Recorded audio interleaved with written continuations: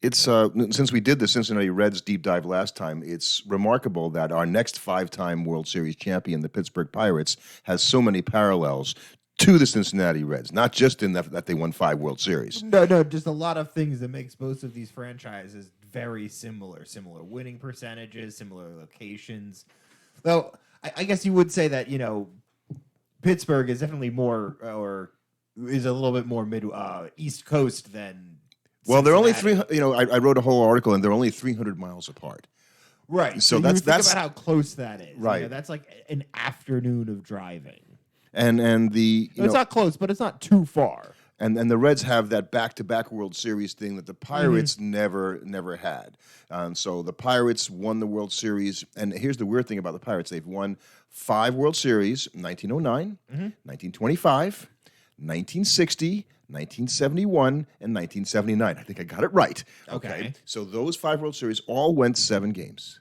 They all Okay, so won that's what I was like. 4 games to 3 in each of those World And then Series. I think they've lost 2 World They Series. lost only, which is kind of sad. That's because they won. If you look at the Pirates' baseball reference page, it says that they've won 9 pennants. But again, they count pennants as finishing in first place before there's a World Series. And the Pirates had the misfortune of winning the pennant in a non-World Series in 1901 and 1902. The first World Series was 1903, and the Pirates lost. So they would have probably been a World Series. They'd be a 7-time World Series winner if we started counting 2 years or at least would have early. played in it Right. that many times. So they lost to the Boston Americans in 1903. That became the Boston Red Sox.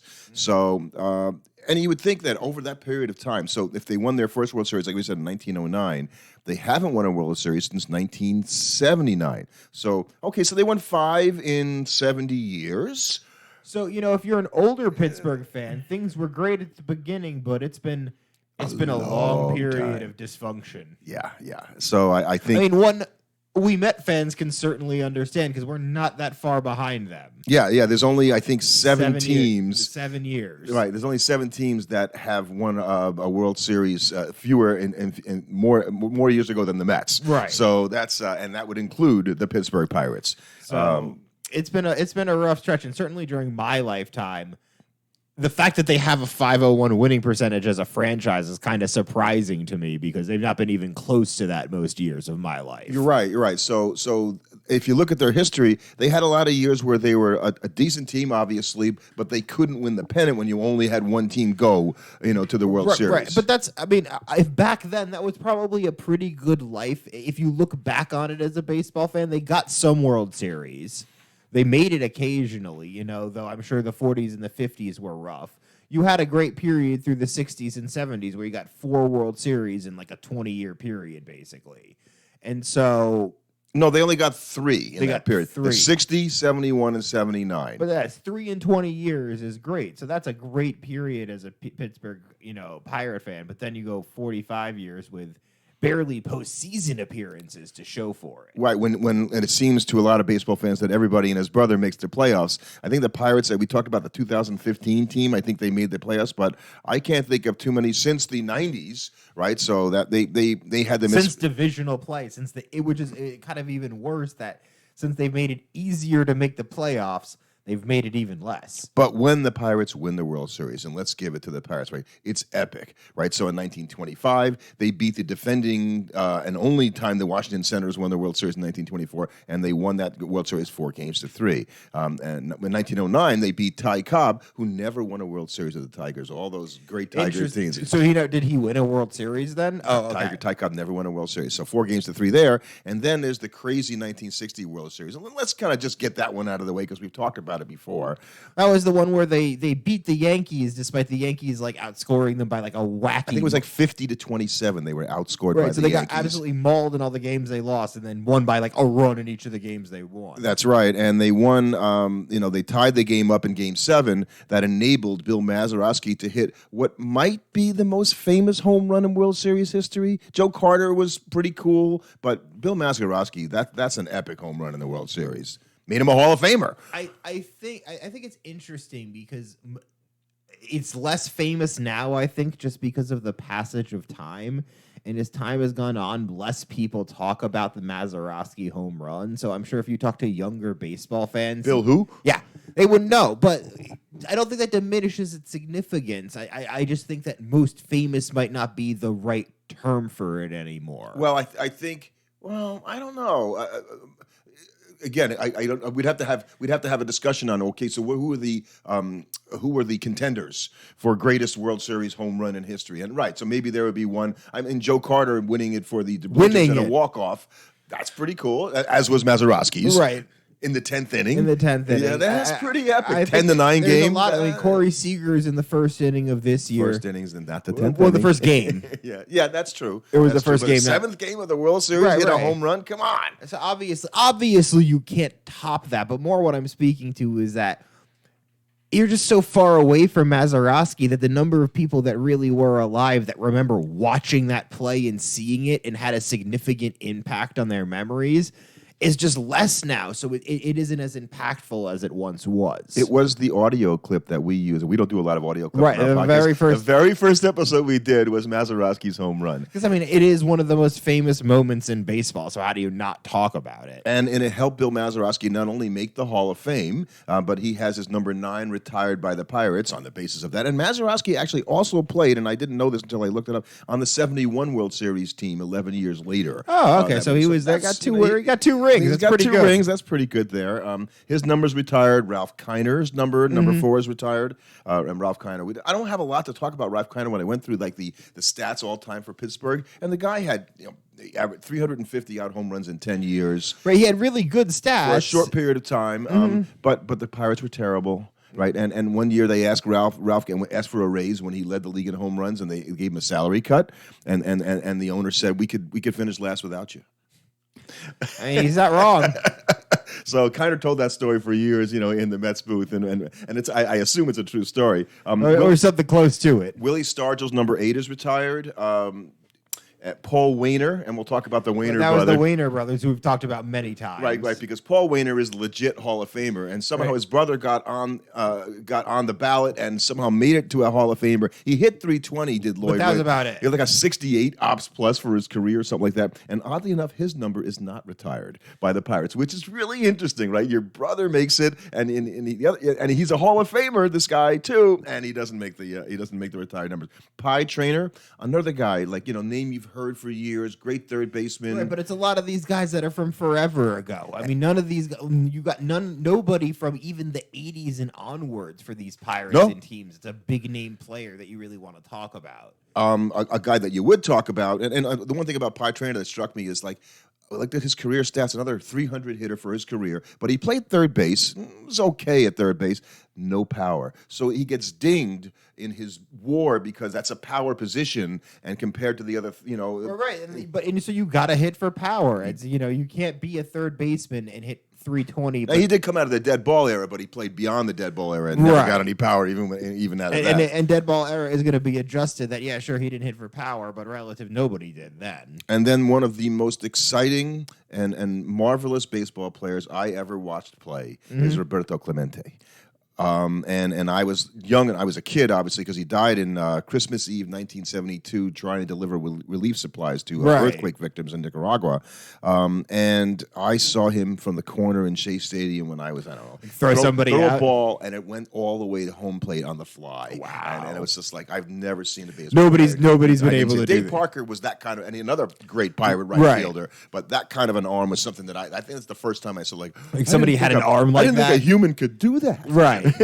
Like people could throw the ball like that. And Clemente played with this huge long bat, and he wasn't a home run hitter per se. But he was a great hitter. He was a great hitter and all that. And he was also like Yogi, like a bad ball hitter because he had this giant bat and he could just flick it one way. They had great wrists and he got a ton of doubles, right? A ton of doubles. Great, exciting guy to watch run, and just one of the most fun baseball players I've ever seen play. Another guy that we don't talk about because you go back to old time baseball. One of the greatest baseball players in the history of baseball is Honus Wagner. Right, and he's not often talked about kind of in the same pantheon as a lot of the other guys from his era. Should be. Right. 328 career average, or I think it's at least 320. It might even be higher than that.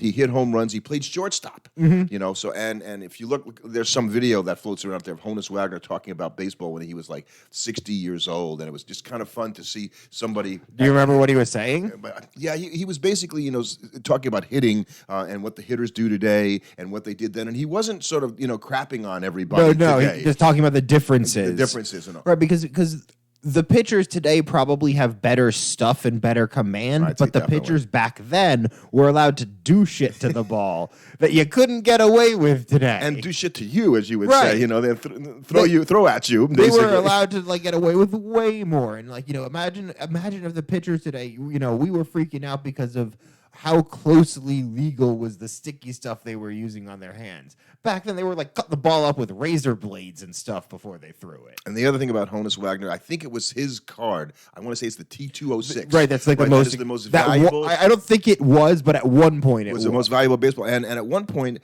he had was being sown with cigarettes. His card, and he said, "No, I won't allow you to do that because I don't smoke cigarettes." And he denied them the ability to sell his card. That was probably a big deal back then.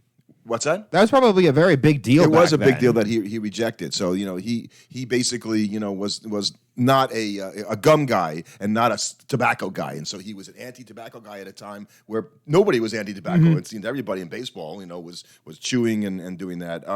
Danny Murtaugh was a manager of the 1960 Pirates and the 1971 Pirates. Won 2 World Series with them, and so those are the retired numbers for Pittsburgh. And in 142 years, you think there'd be more. Well, I mean, that's what we were just saying, though, because you've had such a lack of standout players for the last 40 or so years, where you'd be filling in with some of these guys. There just hasn't been anybody that stepped up. It's like, is Andrew McCutchen really the best guy since 80? Yeah, He might be the best Pirate. I think he might be, and I was trying to think, and we'll go through the players by position and all that stuff. So, how about for you? Like, who's the greatest Pirate pitcher you have seen in your lifetime? Jason Schmidt? No, well, yes, only because he didn't. This guy Garrett Cole, who pitches for the Yankees, Right. is probably the greatest Pittsburgh pitcher. But how many years did he pitch for them? 6 years Not or something that like that. It many. wasn't, you know, not enough that he would be an all-time Pirate. I don't think that he would be I don't considered even think an all-time I don't Pirate. think of him as a Pirate. Right, but that's where he started, and he had success, but he hadn't yet found it when Right. he was there. But in terms of trying to come up with another pitcher in the last 20 or 30 It's years, hard. right? I mean, you have to go back to guys that, okay, when they were good, Doug Drabeck was a good pitcher. You may have heard of Doug Drabeck. I probably heard of You've him. heard of, you know, even before that, John Candelaria, because he's got the cool name, you know. But these are not pitchers that, you know, are memorable. Right. you Is know. there a Pirates Hall of Fame pitcher? Well, I was trying to find. Let's start with that. So I went looking, Mm-hmm. and I think if I had to pick, and Pirate fans might kill me for this, I might pick a relief pitcher as the greatest Pirate pitcher of all time. Whoa. Right, because the guys that I came up with, the first guy I came up with is a guy named Babe Adams. So, you know, and you hate when I do this, when we go back and we come up with these, you know, Babe Adams started playing in 1906. So it's modern era. He's a relief pitcher? No, in no, 19... he's not. I haven't got the. Oh, relief okay, yet. okay, He was a okay. starter at that point. So 52.7 career WAR, I mean, it's pretty good. right? And he Hey, was, it's better than anybody else I could think and he of. was on the 1909 team that won So the he won a World Series. Okay, so that's good. And he, you know, and he pitched for 19 years, all for Pittsburgh. So that's how you get to be, you know, An all-time Pirate. an all-time Pirate. He actually also played on the 1925 team But that won the World Series. So he won 2 World I Series. will say, playing 19 years for the same team back then means a lot less because it wasn't like you had a choice. You had to play for the same team for your whole career. So it's not like it means the same thing, I think, as a guy that's played post-free agency, because that was a lot more of the player's choice to remain with that franchise then. And so the reason that I didn't pick him over the relief pitcher I'm going to talk about is that his career ERA plus is 118, but a career WHIP of 109. But he pitched through the dead ball era, so it's really hard to give guys kudos. It's harder to evaluate him. So he based won the off of 2 that. World Series. So the guy that I picked is a guy I think I mentioned on another podcast that he had a record of 18-1 in 1959.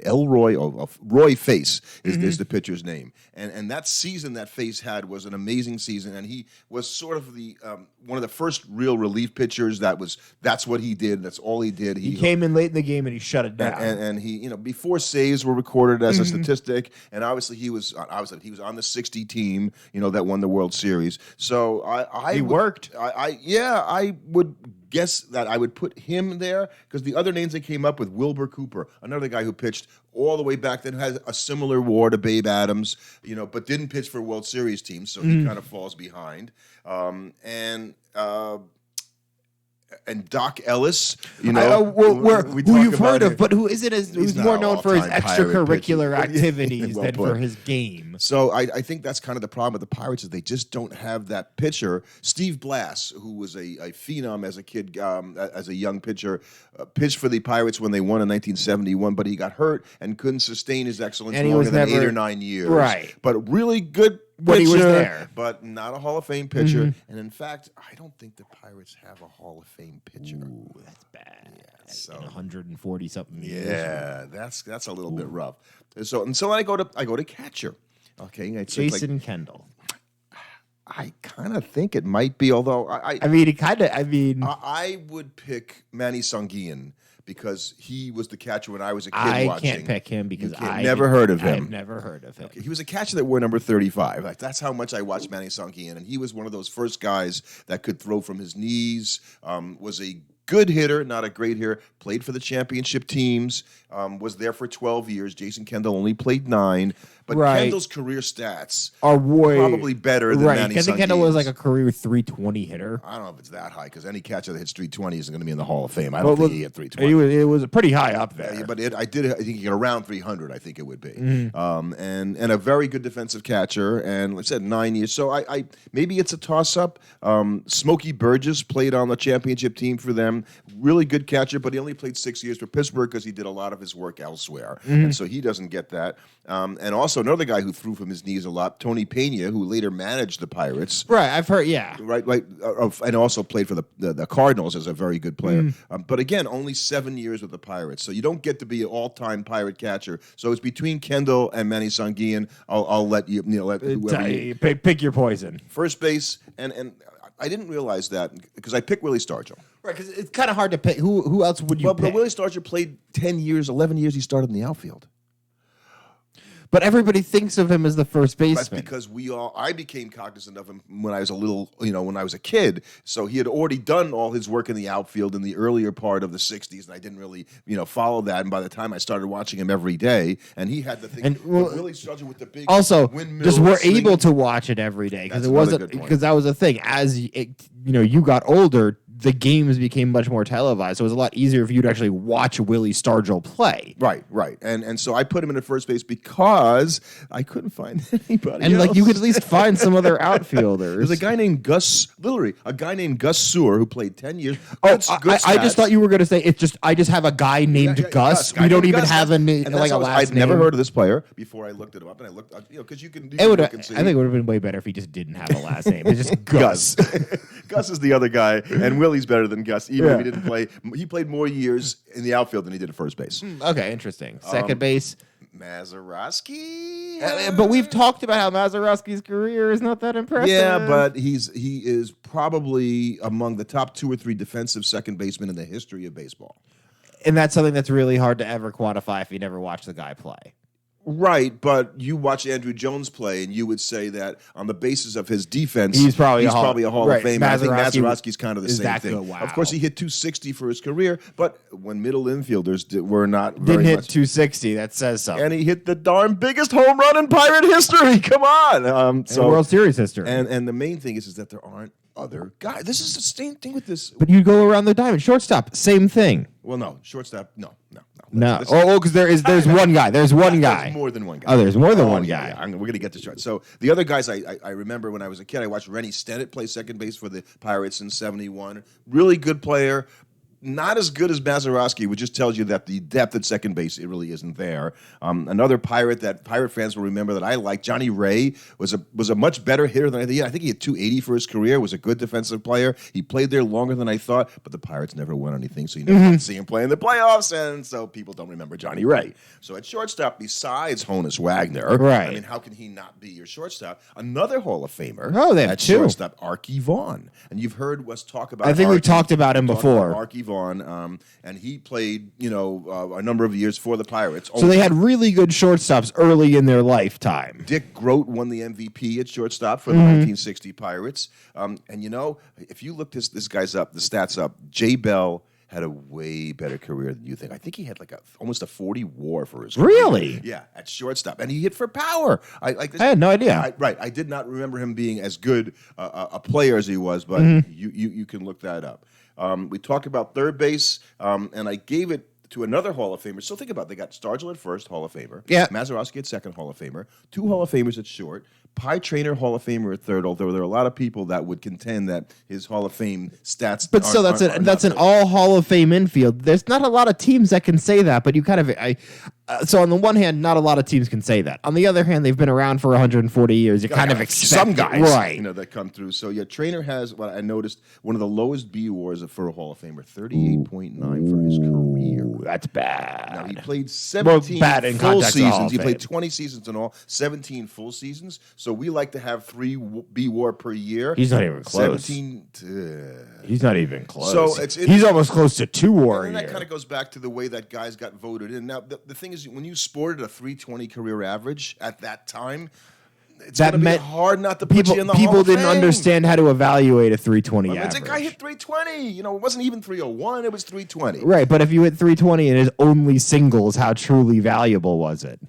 Bill Mad Dog Madlock won a bunch of batting titles, but he ain't no Hall of Famer. But Mad Dog was a real good player, and one of my favorite players growing up. Richie Hebner was a good young player for the Pirates. Played 9 years there, but At third? At third, but far behind. I remember Alexi Ramirez came up there before going over and playing some good years for the Cubs. Right, and now they have Brian Hayes. He's got a long way to go to be an all-time got a long Pirate, way to go. be an all-time Pirate. And then you go to the outfield, and I how many years Barry Bonds played for the Pirates?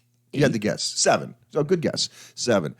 Can you be an all-time Pirate if you played 7 years? I think when you play them as good as Barry Bonds did, you can. Didn't he win 3 MVPs in those 7? Yeah, kind of did. So would you take him over Hall of Famer Ralph Kiner? I don't really have a conception of Ralph Kiner as a player. I more have a conception of him as a doddering old man, and that would kind of that's cold-blooded. Well, understand, that's what I remember, because they would bring him in the booth when he was like 90, and it was just it was just kind of an unpleasant half inning of listening to him like ramble.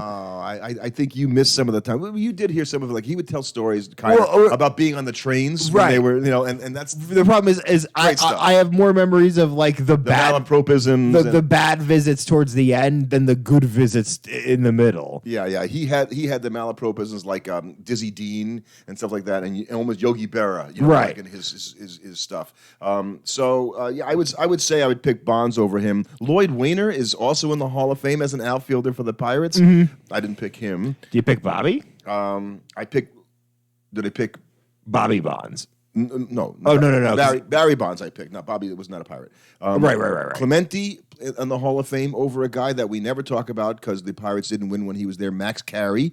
Hall of Famer. So they got 2 Hall of Famers there, if I do it there. Dave Parker, if you ask me, should be in the Hall of Fame. Right, but I think what the problem is now you have Barry and you have 2 Hall of Famers. That it's kind of like obvious. Wait, what about Paul Wainer in the outfield? He's a Hall of Famer. That's a lot. Well, Paul Wainer, legit Hall of Famer. Right. It's not his. That was big point. Yeah, he was the little. Wainer. If I had to pick, it would be Clemente, Bonds, and Clemente, Bonds, and Wainer, Paul Wainer. Right. And then I would put those other guys, Ralph Kiner, Max Carey, both in the Hall of Fame, and Lloyd Wainer. I don't even know. But that's still a pretty good backup outfield. And I loved Al Oliver as a player. Hit .303 for his career. Very good outfield for the Pirates. Probably just shy of a Hall of Famer. I think I put Dave Parker just a little bit ahead of him. Manager-wise, Fred Clark was the winningest manager, and he managed the 1909 team. Everybody would think that Jim Leyland, right, who just was elected to the Hall of Fame, but his performance with the Pirates was not great over 11 years. He had a losing record. So it's kind of interesting. Well, he was managing the Pirates around now, so of course he had a losing record. Well, before, no, he managed the Pirates back in the 80s. Oh, back in the 80s wasn't before good. he went to Detroit and to first he went to Miami and then he went to Detroit after that. So and Leland never won a World Series with the Pirates. So Murtaugh, I would pick him because he won 2 World Series instead of the winningest manager in Pirate history, that kind of a thing. So the Pirates only have 6 no-hitters in their history. That's not very many for such a long-lived franchise. And I got to see one. Really? I got to see one in 1960. Against the Mets? Of course. Because remember, the Mets didn't have one until Johan Santana in 2010 or 2010. Around that. 10. Maybe, yeah. And Bob Moose it was a September game. The Mets were cruising already. They were going to I think that was after they had I think it was after they clinched the division or they were about to clinch the division for the first time. And the game went really fast. And you kind of knew and I think Art Shamsky of the Mets made the last out, and I was so disappointed that the Mets got no hit. I took it as a personal affront instead of wow, it's cool. I saw a no hitter. Right, you should have been. My team lost. My team lost. It's not fair. I was 10. Yeah. So I did not like that. And then you get the hits. So and when you talk about the all-time WAR guys, we covered most of them. And if you look at the Baseball Reference, what you're going to see is a lot of black and white. Right, a lot of black and white. So because they haven't been any good in such a long time. Right, no, and that's the kind of the thing we keep going back to with this team. The thing about it, the fact that Barry Bonds is, I think, close to just around their top 10, despite only playing 7 years for them. You're right.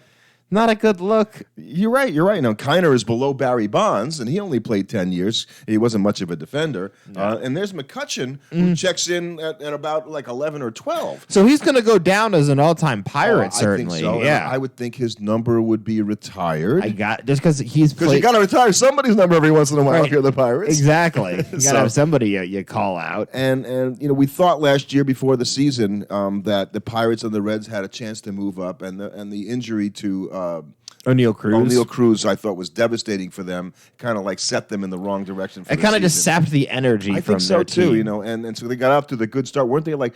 They were 20 and 8, and we were like, wait. Yeah, they got to do this for longer, and then they didn't do it for longer. It didn't last. And I still feel that the Pirates, the way they're going today, they have some nice young players, but the pitching is. It's just. I think the problem I look at their team is that there's still too many guys on that team that I would be like, well, I don't know if he would be starting for almost any other team. Right. You have some good young talent. Yeah, you got some guys that would be starting. Other teams to have good young talent too. Right. There's no guys that you're like, it doesn't matter the team he's starting. Pretty much. They don't have too many guys like that. Yeah, I think and so is Mitch Keller their number 1? Yeah. Right. Who's the number 2? Yeah. That's kind of the problem. Right, and they've not been able to have any pitchers develop, and it's hard though, for whatever reason, just they're not able to find those right prospects that they're able to bring up. Like the Dodgers are somehow able to find some kid every year and bring him up that's throwing 99. They just don't have a lot of players that, like you said, other teams would want. So right. I think that with Cruz coming back this year, the division being not as strong as it is. I think if you're a Pirate fan, you're thinking the same team as any other NL Central team fan. We could win the division this year. I think they can. I think any team that's because if things come together, the Pirates have good young players. I think the outfielder, their center fielder, Jack. Yes. Blanking on his last name. Starts with a K. Sawinski. You're right. It starts with Sawinski. He's got some pop in his back, Brian Hayes, but the problem for them is so many of their guys seem to get hurt year in and year out. But I think there would have to be some guy that comes up that we don't know about. Like that excels in a way. That excels in a more than one, though. well, maybe not to win the division. Yeah. No, I don't think. I think competing for a wild card would be an amazing season for this Pirate team as it stands right now. They play in a great ballpark, and I want you to know that I have been to that ballpark, and I saw a hockey game. Weird. Yes. So, first of all, I had tickets to the Pirates and the Mets on 9/11/01. Ooh. Yeah, drove all the way down there and all that stuff. Obviously, didn't go to the game. Yeah. Still have the ticket. And then I went a few years ago to watch the Pirates and play the Mets. And we got to the game. Walked past, got a picture of the Clemente statue across the Clemente Bridge. And we're sitting in there. It's a beautiful evening. I get my bratwurst and all that, and we're ready to go, and it starts raining. And it starts raining, and it rains pretty hard. And so the Penguins were playing in the Stanley Cup final against the Sharks. So on the center field fence, and so people are sitting there waiting to see if the game's going on. They're watching the hockey game. Right, at least got something on. So I there's something about going to Pittsburgh and going to a ball game. Someday I'm going to go see a ball game there. The stadium before that, the Three Rivers Stadium. Famous stadium. In that it was one of those cookie cutter 1970s artificial turf stadiums where everything was symmetrical. Same thing with Riverfront in Cincinnati. Another thing that made the Pirates like the Reds. They put in new stadiums that looked the same at the same time, and it turns out they both got rid of those artificial turf fields at the same time. At the same time, and then they played at a place called Forbes Field, which is where Mazeroski hit his home run. Oh, okay. Which is sort of a downtown stadium that unfortunately I never got to see. So their stadium is probably one of the best in the major leagues. The town loves the Pirates, man. The Pirates fans are, and they're called the Bucs. Sometimes you ever hear them called? Yes, the Bucs, the Buccos, because the Buccaneers. Right. I don't not so much as not as much. Used but to. I hear Buccos occasionally. Right. And I like them when they're called the Bucs. Actually, it's kind of fun. So I guess I wish them well, unless they're playing our Mets, as most teams. But I think that to have a sustained period of excellence is really hard when you don't invest in players the way the big market teams do, and the Pirates suffer that as much as the Reds or any of these second tier teams. So hopefully they can get a run, spend some money when they have the opportunity. Right.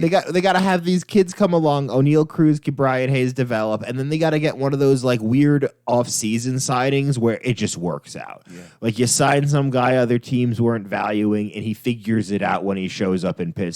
And then all of a sudden you make some jump nobody expected you to. Because I think a World Series in PNC Park would be so fantastic. It'd be fun.